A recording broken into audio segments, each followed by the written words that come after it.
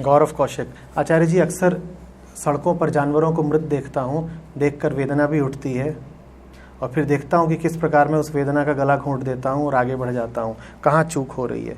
गौरव, चूक ये हो रही है कि तुम्हारी वेदना बहुत स्थूल है। कहाँ है गौरव कौशिक? तुम्हारी वेदना बहुत स्थूल है। पहली बात तो वेदना उठ तब रही है जब जानवर मर ही जाए, उससे पहले नहीं उठ रही। और दूसरी बात सिर्फ उस जानवर के प्रति उठ रही है जो तुम्हारी आंखों के सामने मरा हुआ है। अभी 2-4 दिन पहले मैंने सबको एक आंकड़ा बताया। मैंने कहा कि पता है कि प्रति मिनट कितने जानवर मारे जा रहे हैं? कितने? 3 लाख। तब वेदना नहीं उठ रही तुमको? ये बड़ी स्थूल वेदना है।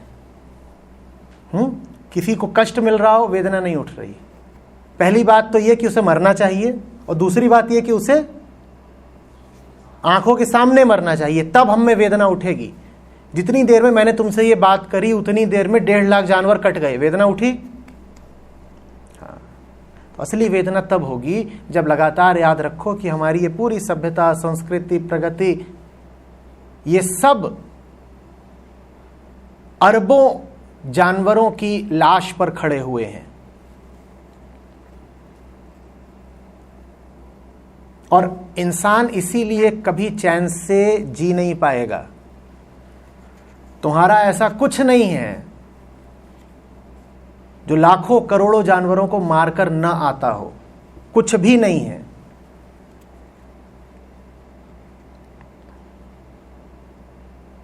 प्रतिपल जब वेदना तुम्हारे मन को मथ डाले,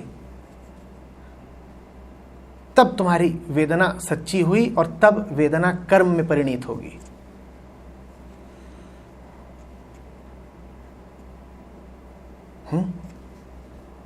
लगातार याद रखना, इंसान की सारी प्रगति, इंसान का सारा ओहदा प्रकृति के विनाश पर आधारित रहा है और छोटा मोटा विनाश नहीं।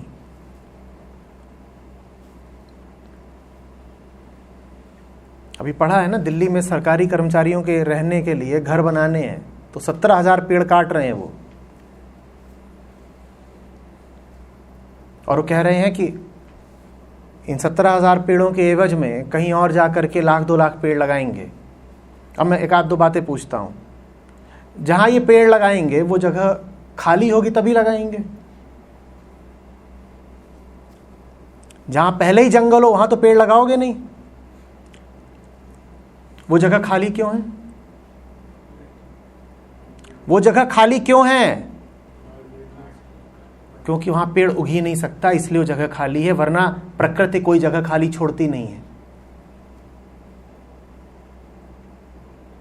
तुम खाली जगह पे पेड़ लगाओगे और वो जगह ही ऐसी है जहां पेड़ हो ही नहीं सकता।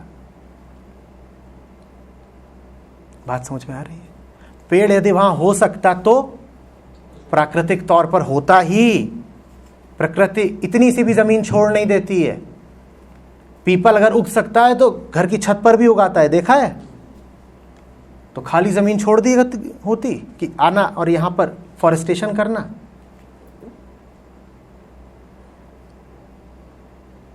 और दूसरी बात, तुम लगा तो दोगे, तुम इस बात का भी आश्वासन दे रहे हो कि वो सब बड़े होंगे।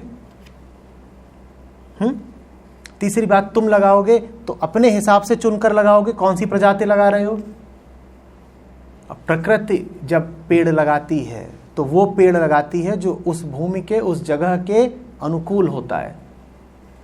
तुम तो वहां पर जाकर लगा दोगे बबूल और कीकर, क्योंकि वही आसान होते हैं।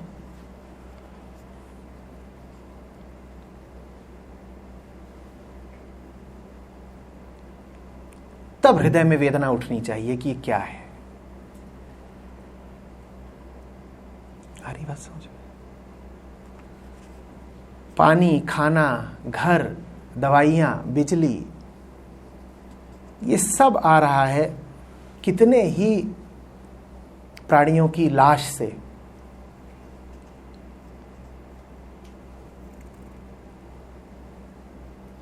और ऐसा भी नहीं कि वो सब तुम्हारे पीठ पीछे अनजाने में ही कट जाते हो। अभी हमने कहा कि 3 लाख प्रति मिनट तो खाने के लिए कटते हैं। इनको तो मत कह दो कि अनजाने में कट रहे हैं, इनको तो तुम जानबूझ के अपने भोजन के लिए काट रहे हो।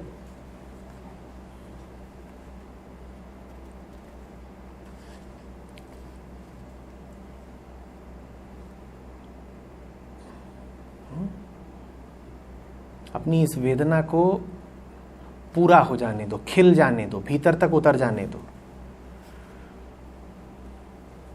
चाकू अगर अभी जरा बस घाव दे रहा हो, खरोंच रहा हो, कुछ बूंद खून निकाल दे रहा हो, तो चाकू को दिल में पूरा गहरा उतर जाने दो।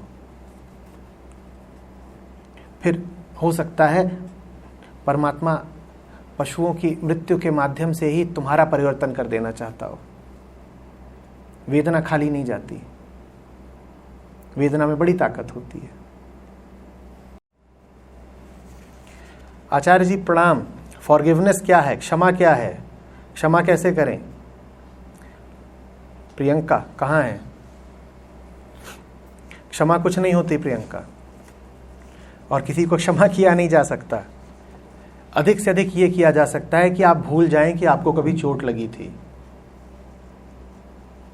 जब तक आपको ये याद है कि आपको चोट लगी थी, आप माफ नहीं कर सकते। जब आप अपनी चोट से आगे निकल जाएं तो आपने माफ कर दिया। जब हालत ये हो जाए कि जिसने आपको चोट दी थी वो आकर आपसे माफी मांगे और आप कहें माफी किस बात की, चोट तो हमें लगी ही नहीं, तब समझ लीजिए कि आपने माफ कर दिया।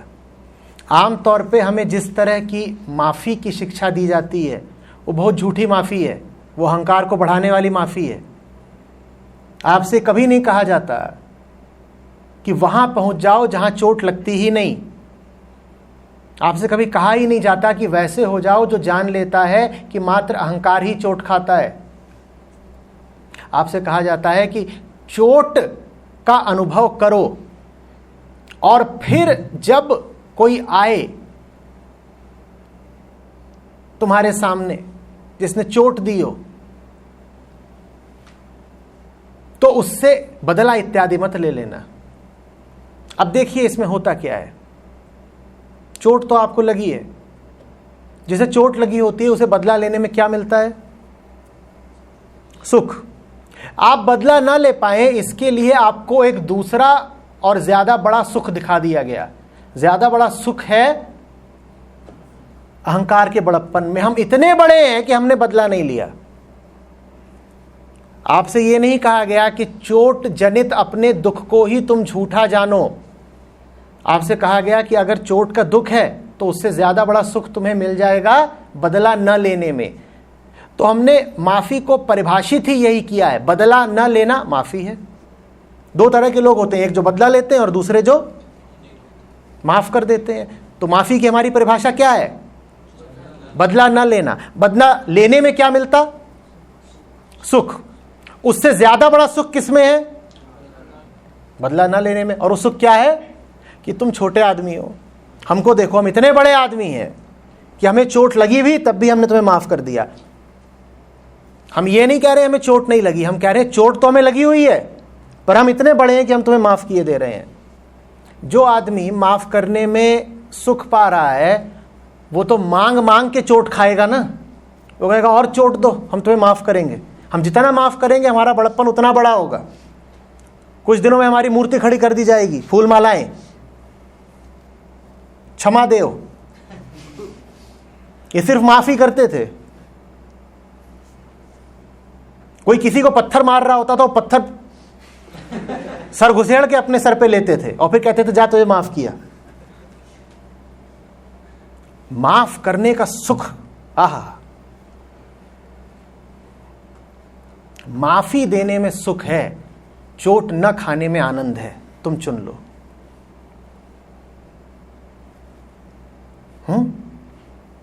माफ करने में सुख है और चोट न खाओ, इसमें बताओ तुम्हें कैसा होना है। ऐसे हो जाओ कि चोट लगी ही नहीं। अब कोई आए माफी मांगने, उससे कहो भग, अपना भी समय खराब कर रहा है, मेरा भी। चोट हमें लगी ही नहीं और ये आके कह रहा है माफ करिए मैंने आपको चोट दी। धीरे से बोलो, तुम्हारी इतनी औकात नहीं कि हमें चोट दे सको।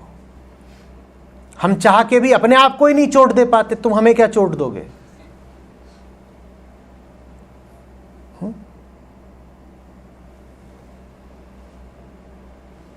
समझ में आ रही है बात? तुम वो हो जिसके बारे में कृष्ण ने कहा था नैनम छिदन्ति शस्त्राणि। शस्त्र भी नहीं छेद सकते, तुम हमें क्या चोट पहुंचाओगे? नैनम दहति पावक। आग भी हमें नहीं जला सकती, तुम्हें देख के हम में क्या जलन होगी, हम वो हैं, हमें चोट लग कहां गई। आई बात समझ।